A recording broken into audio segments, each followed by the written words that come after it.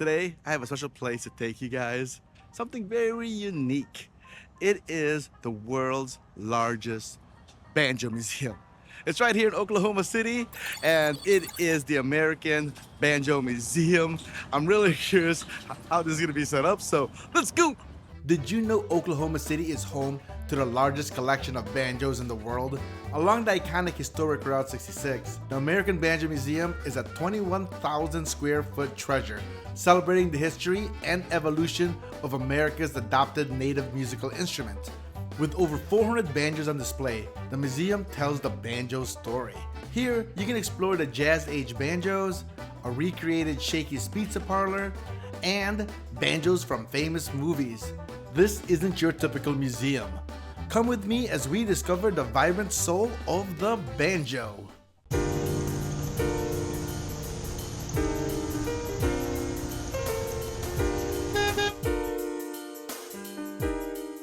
After Vid Summit in Dallas, I had a long road trip back home, so I ended up trying to look at Roadside America to see what I could stop at, and I found the Banjo Museum right in Oklahoma City. So I paid my $8 and tried to figure out what this was all about. So how it works is they have it set up where it goes from like way back in the day to the 1800s all the way to the present. But I gotta go down here and go all the way to the top. So let's see what they have for banjos. So I think this is the oldest banjo they have. It is called a double scroll peghead from the 1840s. It was made before the Civil War, and it is extremely rare. And for those Route 66 fans, this is along pretty close to the Route 66 route. So if you're in Oklahoma City, make sure you stop over here. There was an oil painting by an African-American artist called The Banjo Lesson in 1893. And then here is a statue. Here's a Buckabee flush fret from the 1880. That's one old banjo. So this is an area where you can learn how to play the banjo.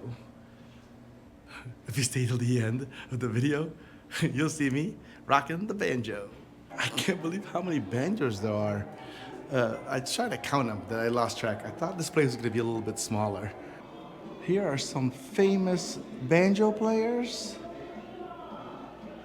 There's one that I really know, Kermit the Frog. I was just watching that with Rosalie. It's the 1979 film, The Muppet Movie.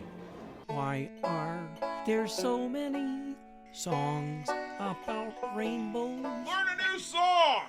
Chill out, Phil! As we get through the 1800s, now we are now in the 1900s. Hey, I do like bacon. It's the Bacon Professional FF number 2 special. Whoa, look at this one. Look at the Epiphone Dragon Deluxe Art 1929 with the nice dragon in the back. Oh, let's see how the front looks on that. Oh, I did not notice that. And look, there's even a dragon where they put on the top part. Looks like as the years went past, they got a little bit fancier. Look, they have like a little gold plating around them. By the time you get to like getting closer to the early 1900s, that's the Ludwig Standard 1931. If I wanted one, I would want this one. I would want the Ludwig Black Hawk 1931. Look at the Indian like painting right in the back. Ooh, movies. Killers of the Flower Moon. Got a nice little banjo segment. Oh, that was used during the production of the 2023 Martin Scorsese film. You know what movie they're missing? Deliverance. That was a scary banjo sequence. Do we have any banjo players here watching this channel? If you are, put it in the comments down below. And if you're not, what's your favorite banjo moment in movies? Put it in the comments down below. So here's an interesting fact.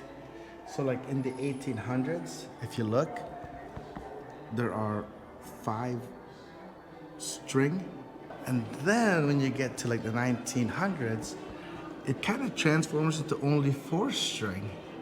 I did not know that. Must be hard to play, right? When it's only 4. So this is the Blue Pioneers and New Traditions. The rebirth of the 5-string banjo. Oh, so it looks like it went from 4 strings, the 5 strings, then it went to 4 strings, and now by the late 1900s, 1984. Sad that I was born before that, but it goes back to 5 strings. I think when I think of banjos, I'm thinking of these, like mid 1900s banjos. Eddie Peabody was the king of the banjo, and this was his outfit. And this was his banjo. Holy camole. There's Eddie. Dude, he can jam. He's like the Van Halen of banjos. Hey, look. I know this guy. It's Steve Martin. The Mark Twain Prize Banjo. I was not there for the era of Steve Martin and his banjo era. I know him, movie star, but did not realize he was such an important figure in the banjo community. Huh. Learn something new every day.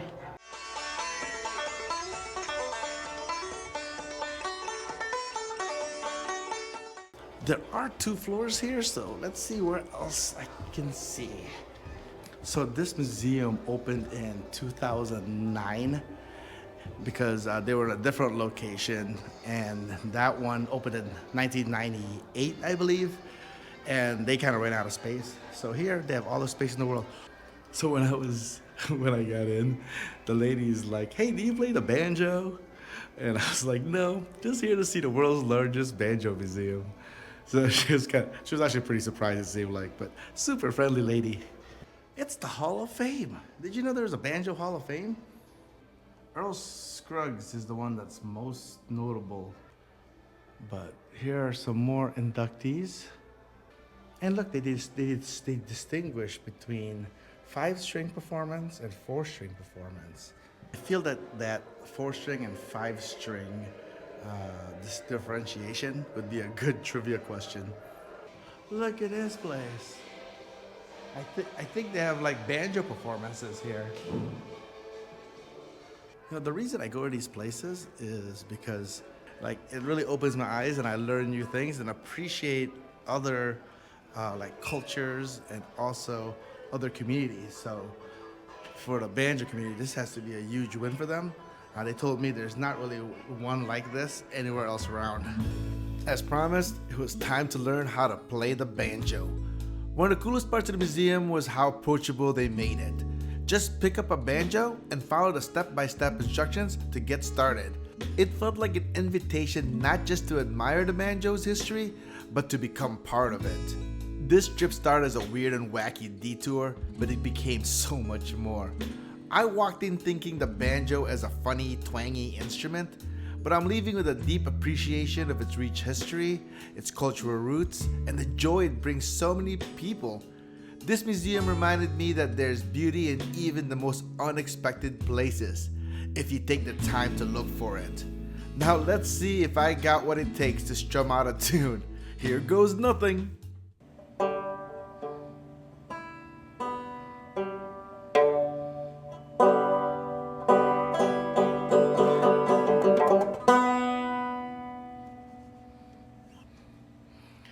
I don't think I'm ready for America's Got Talent just yet.